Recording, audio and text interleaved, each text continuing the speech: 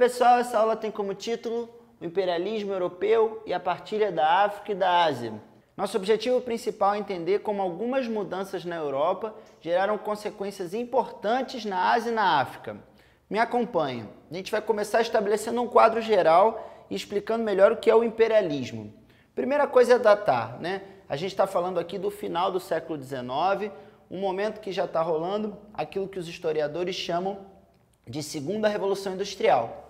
Tinha tido lá a primeira Revolução Industrial no século XVIII, que foi quando começou a haver máquinas na produção, né?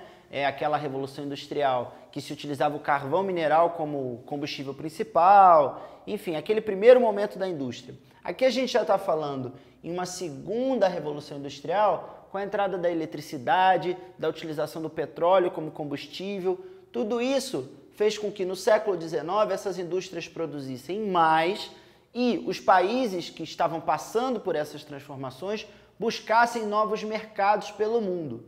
Por isso é que existe uma relação direta entre essas transformações econômicas, vamos dizer assim, e a prática que os historiadores costumam chamar de imperialismo, que é quando um país, né, ele projeta seu poder sobre outras áreas, seja por meio do estabelecimento de colônias, ou como ficaria mais comum aqui no século XIX, por meio de empresas multinacionais, que vão em países distantes, abrem filiais, exploram a mão de obra, né, exploram a matéria-prima, tiram um grande lucro, mas esse lucro ele não fica no país onde a atividade econômica acontece. Ele volta para a sede, que no caso, nessa época, normalmente eram em países europeus, tá? Ou também nos Estados Unidos. Esse contexto ele é muito importante para a gente tentar entender por que é que essas potências dividiram o mapa da África e da Ásia. Tinha um interesse econômico bastante claro. Esse interesse econômico, em busca, como eu falei para vocês, de matéria-prima e de mão de obra, ele serviu como um incentivo bastante forte. Tanto que, no finzinho do século, para resolver as disputas dessas potências europeias, por esses territórios, foi feita a Conferência de Berlim. A Conferência de Berlim foi um encontro entre essas potências que estavam disputando territórios na Ásia e na África para decidir que parte ficava com quem. É muito importante a gente perceber isso, porque isso não é uma coisa que deve ser banalizada, né? Está se decidindo na capital da Alemanha, lá no final do século XIX, o destino político de outros continentes. Isso é muito impactante. Pensa só, sem a participação dos respectivos habitantes, né? Sem a participação de africanos e asiáticos, os europeus estão decidindo o destino e a divisão geopolítica, as fronteiras dos países nesses continentes. Isso mostra para a gente um pouco dessa característica que é muito importante a gente relembrar e destacar. Há uma sensação para os europeus de que eles eram uma civilização superior e que eles estavam fazendo nisso como uma espécie de favor, entendeu? Eles estavam entrando na casa dos outros, no continente dos outros, mudando completamente a organização, porque eles se acreditavam melhores, eles achavam que o capitalismo era uma forma de organização superior, muitos acreditavam que eles eram uma raça superior, aí você tem um racismo muito fortemente marcado ao longo do século XIX, e que a gente sabe que, infelizmente, às vezes permanece, né? E existe também, para confirmar esse intuito de colonização dos europeus, um discurso, inclusive, de alguns cientistas em prol dessa colonização, dizendo mais ou menos o seguinte, aproveitando do discurso da ciência para confirmar que não, os europeus eram superiores, então eles podiam ter esse papel de invadir e dominar. Isso é muito complicado, é uma página muito terrível da história do mundo, mas a gente precisa dizer para entender essa divisão que foi feita nesses outros continentes. Eu trouxe aqui para vocês 2 mapas para que essa noção de partilha, de divisão, fique mais clara. Vamos de um de cada vez para ficar bem organizado.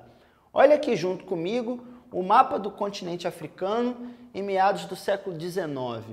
A gente consegue ver já por esse colorido que o continente foi todo retalhado, né? Ele foi todo dividido entre essas potências, ó, Inglaterra, França, Portugal, Itália, Alemanha, Espanha, Bélgica, né? Essa divisão ela foi feita sem consulta e sem levar em conta a característica multiétnica do continente africano. Aqui haviam civilizações milenares, haviam povos e outros referenciais culturais, e o europeu simplesmente ignorou tudo isso e fez suas próprias fronteiras. Se você observar o mapa da África hoje, você vai perceber que tem várias fronteiras de países que são linhas simples, né? Isso é um reflexo dessa divisão que foi feita lá no século XIX. Aliás, muitos dos conflitos que a África enfrentou contemporaneamente foi por conta dessa divisão.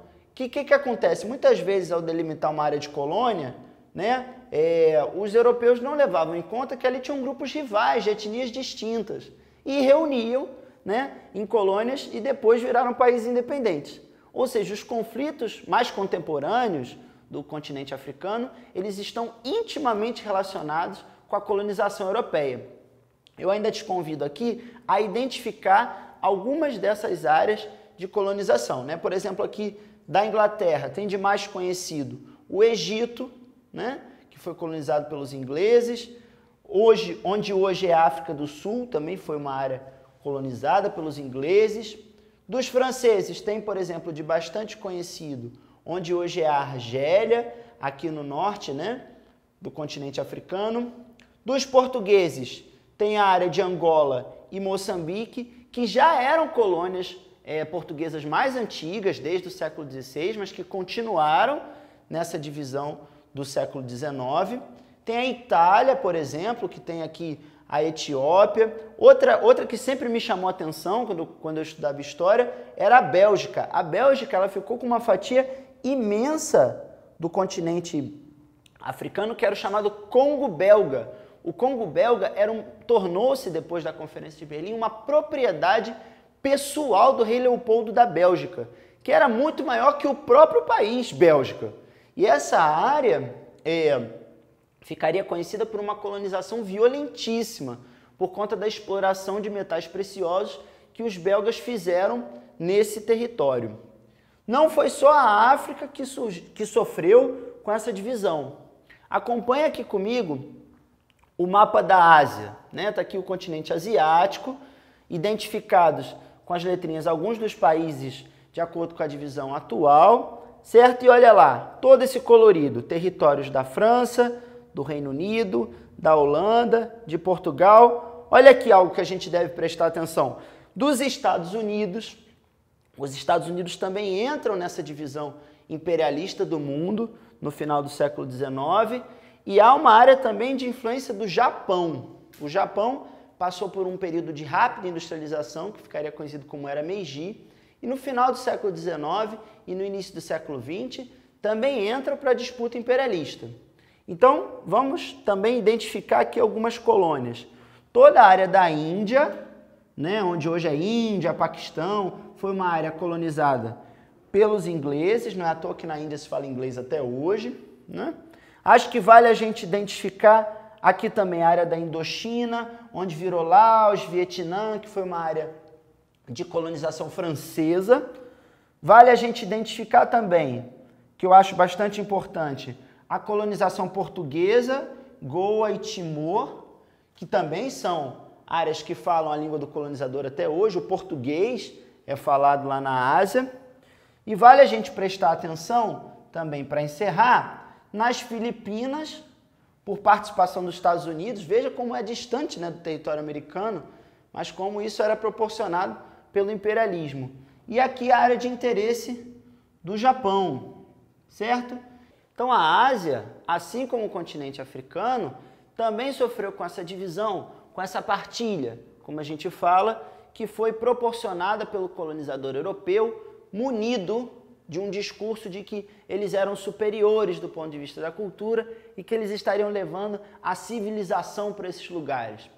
A gente que estuda história sabe que, na verdade, isso era um discurso para justificar uma violenta dominação que mudou a vida e o destino de milhões de pessoas, né? E que colocou esses países em uma condição de extrema dependência econômica, que ajuda a explicar por que vários deles são subdesenvolvidos e têm dificuldades de ter melhores condições de vida até hoje. Isso é uma das coisas mais bacanas da história, né? A gente entende melhor por que as coisas são de uma forma e não de outra. Espero que eu tenha ajudado vocês a estudarem e até uma próxima.